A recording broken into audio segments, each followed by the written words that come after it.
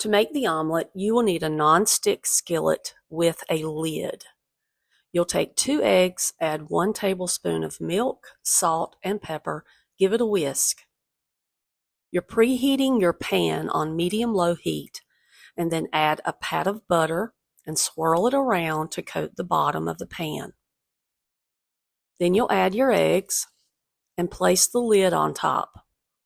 Remember, don't turn the heat higher than medium-low. The lid will trap the steam, and this will help cook the egg.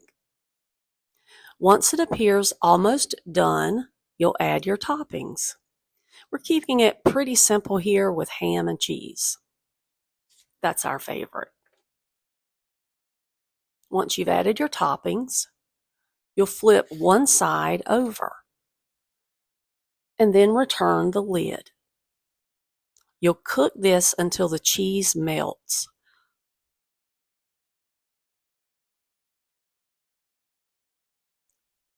Once the cheese has melted, the omelet should slide right out of the pan. And it's perfect every time.